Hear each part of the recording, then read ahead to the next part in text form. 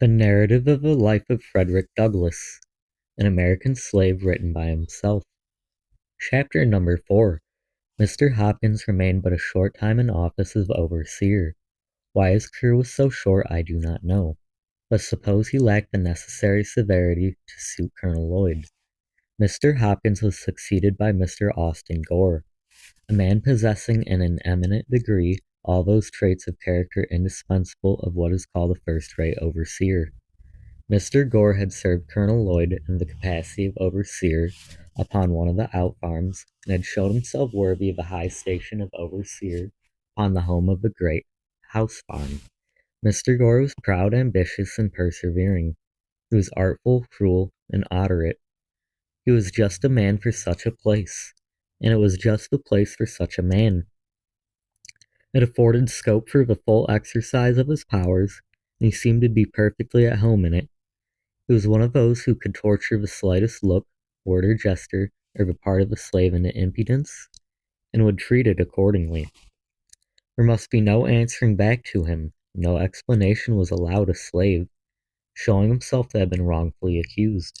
Mr. Gore acted fully up the maximum laid down by slaveholders. It is better that a dozen slaves should suffer under the lash than the overseer should be convicted in the presence of the slaves of having been at fault. No matter how innocent a slave might be, it availed him nothing when accused by Mr. Gore of any misdemeanor. To be accused was to be convicted, and to be convicted was to be punished, the one always following the other with immutable certainty. To escape punishment was to escape accusation, and few slaves had been fortunate to do either under the overseership of Mr. Gore. He was just proud enough to demand the most debasing homage of a slave, and quite servile enough to crouch himself at the feet of the master. He was ambitious enough to be contented with nothing short of the highest rank of overseers, and persevering enough to reach the height of his ambition. He was cruel enough to inflict the severest punishment, artful enough to descend to the lowest trickery, and obdurate enough to be indispensable to the voice of a reproving conscience. He was of all the overseers the most dreaded by the slaves. His presence was painful, his eye flashed confusion, and seldom was his sharp, shrill voice heard without producing horror and trembling in their ranks. Mr. Gore was a grave man, and though a young man, he indulged in no jokes, said no funny words, seldom smiled. His words were in perfect keeping with his looks, and his looks were in perfect keeping with his words. Overseers will sometimes indulge in a witty word, even with the slaves, not so much with Mr. Gore. He spoke but to command, and commanded but to be obeyed. He dealt sparingly with his words, and bountifully with his whip, never using the former where the latter would answer as well. When he whipped, he seemed to do so from a sense of duty. He feared no consequences. He did nothing reluctantly. No matter how disagreeable, always as his post, never inconsistent. He never promised but to fulfill. He was in a word a man of the most inflexible firmness and stone-like coolness. His savage barbarity was equalled only by the consumable coolness with which he committed the grossest and most savage deeds upon the slaves under his charge. Mr. Gore once undertook to whip one of Colonel Lloyd's slaves by the name of Demby. He had given Demby but few stripes. When to get rid of his scourging, he ran and plunged himself into a creek and stood there at the depth of his shoulders, refusing to come out. Mr. Gore told him that he would give him 3 calls, and that if he did not come out at the 3rd call, he would shoot him. The first call was given. Demby made no responses but stood his ground. The 2nd and 3rd calls were given with the same result. Mr. Gore then, without consultation or deliberation, without anyone, not even giving Demby an additional call, raised his musket to his face, taking deadly aim at his standing victim, and in an instant poor Demby was no more. His mangled body sank out of sight, and blood and brains marked the water where he stood.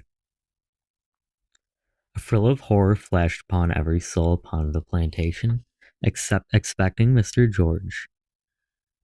He alone seemed cool and collected. He was asked by Colonel Lloyd and my old master why he resorted to this extraordinary expedient. His reply was that Demby had become unmanageable.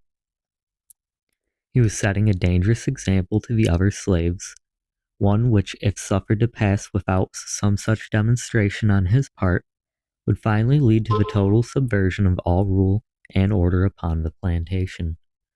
He argued that if one slave refused to be corrected and escaped with his life, the other slaves would soon copy the example, the result of which would be the freedom of the slaves and the enslavement of the whites. Mr. Gore's defense was satisfactory.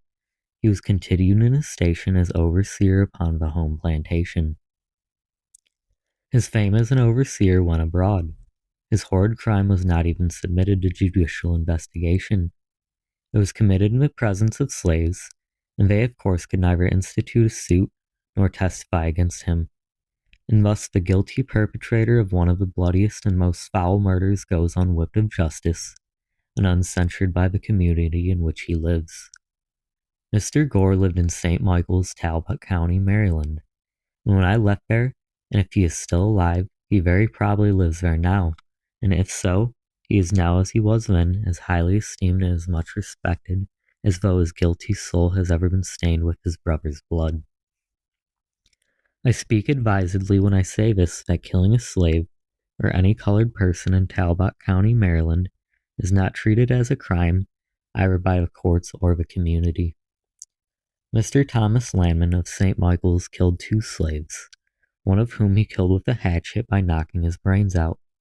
He used to boast of the commission of an awful and bloody deed. I have heard him do so laughingly, saying among other things, that he was the only benefactor of his country in the company, and that when others would do as much as he had done, he would be relieved of the dead slaves.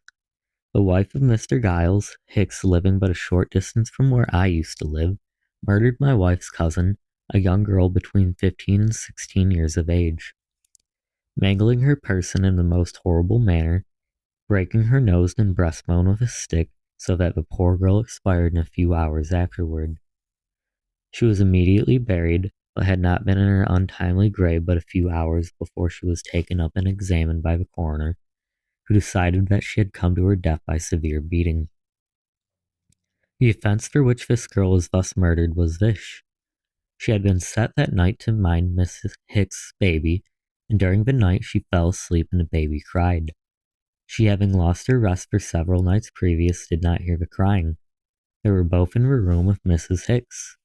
Mrs. Hicks, finding the girl slow to move, jumped from her bed, seized an oak stick of wood by the fireplace, and with it broke the girl's nose and breastbone, and thus ended her life. I will not say that this most horrid murder produced no sensation in the community. It did produce sensation, but not enough to bring the murderess to punishment. There was a warrant issued for her arrest, but it was never served. Thus she escaped not only punishment, but even the pain of being arraigned before a court of her horrid crime. While I am detailing bloody deeds, which took place during my stay on Colonel Lloyd's plantation, I will briefly narrate another which occurred about the same time as the murder of Demby by Mr. George. Colonel Lloyd's slaves were in the habit of spending a part of their nights and Sundays in fishing for oysters, and in this way made up the deficiency of the scanty allowance. An old man belonging to Colonel Lloyd, while thus engaged, happened to get beyond the limits of Colonel Lloyd and on the premises of Mr. Beale Bondley. At this trespass, Mr. Bondley took offense, and with his musket came down to the shore and blew its deadly contents into the poor old man. Mr. Bondley came over to see Colonel Lloyd the next day, whether to pay him for his property or to justify himself in what he had done, I know not. At any rate, this whole fiendish transaction was soon hushed up. There was very little said about it all, and nothing done. It was a common saying even among little white boys, that it is worth a half cent to kill a slave, and a half a cent to bury one.